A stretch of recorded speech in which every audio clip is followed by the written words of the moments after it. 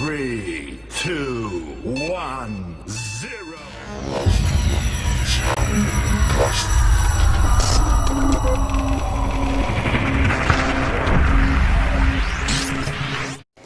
Hai anak-anak kelas 6, jumpa kembali bersama Bu Maya.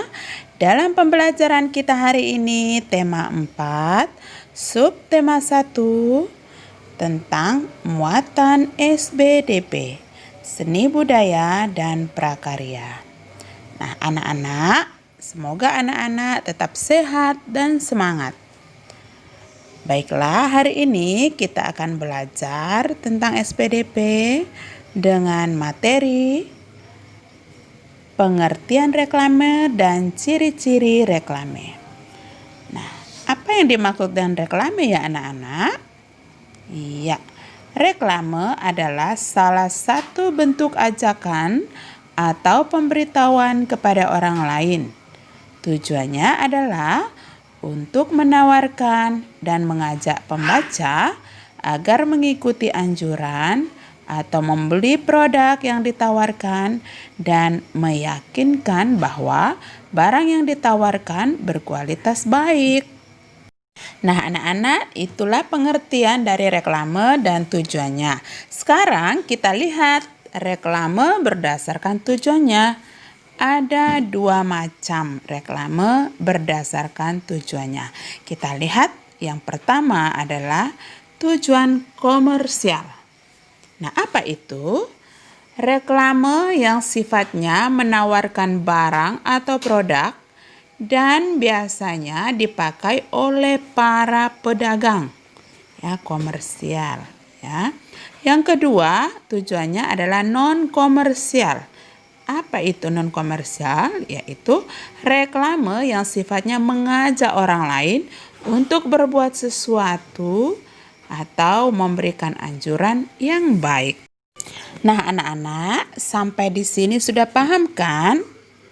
Kalau sudah, kita lanjut berikutnya. Nah, reklame berdasarkan jenis medianya ada 3. Kita lihat yang pertama, reklame audio, yaitu menggunakan media suara atau bunyi tertentu. Nah, kira-kira alat indera apa yang digunakan untuk audio? Iya, betul, telinga atau indera pendengaran. Yang kedua, reklame visual, yaitu menggunakan media gambar, baik gambar diam maupun bergerak. Kalau visual berarti melihat. Kira-kira alat indera apa yang digunakan? Iya, betul, mata atau indera penglihatan. Yang ketiga, yaitu reklame audio visual, gabungan dari audio dan visual. Berarti indera yang digunakan pada reklame ini adalah indera pendengaran dan juga indera mata. Paham anak-anak sampai di sini? Oke, good. Sekarang kita lanjut ke yang berikutnya. Ciri-ciri reklame yang baik.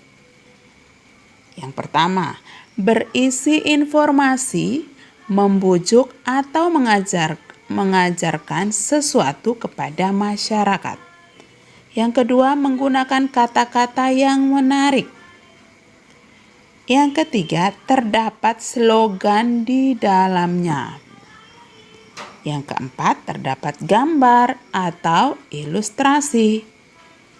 Yang kelima, tata letak antara tulisan dan gambar terlihat rapi. Nah, kalau sudah, kita lihat contoh dari reklame itu. Apa saja yang termasuk reklame?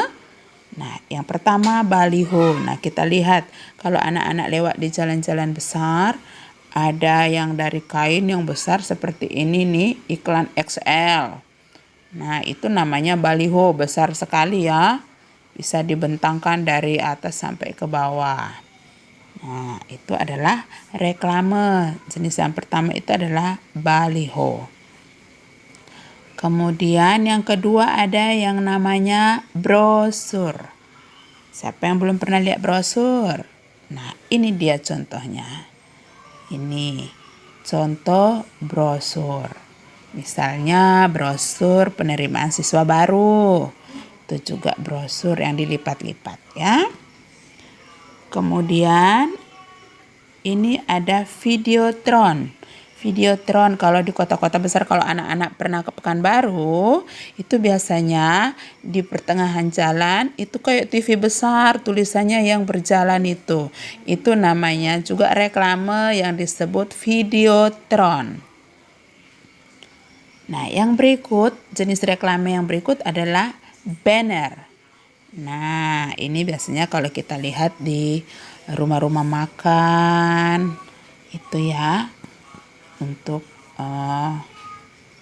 menjajakan atau mempromosikan makanannya.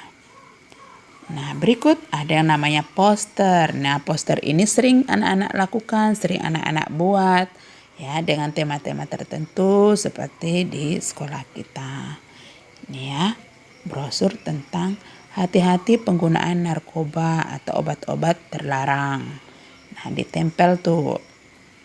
Nah, itu adalah beberapa contoh tentang reklame ya. Paham sampai sini? Iya. Baiklah anak-anak, kita akan membahas jenis reklame. Yang pertama adalah poster. Poster adalah ajakan atau himbauan kepada masyarakat untuk melakukan sesuatu yang biasanya dibuat pada kertas berukuran besar dan biasanya disertai gambar seperti A4 ya, besar. Bagaimana langkah-langkah membuat poster? Yang pertama, tentukan topik dan tujuan dibuat poster. Jadi tidak asal-asalan. Yang kedua, buatlah kalimat yang singkat dan jelas, namun bisa menyampaikan pesan yang akan disampaikan. Jadi kalimat itu tidak bertele-tele. 3. Gunakan gambar dengan warna-warna yang mencolok supaya menarik. Yang keempat, tempelkan poster di tempat yang terlihat dan banyak dilalui orang. Nah, itu tentang poster. Untuk jenis-jenis lainnya akan kita bahas pada pertemuan berikut. Baiklah anak-anak, sampai di sini perjumpaan kita hari ini. Terima kasih.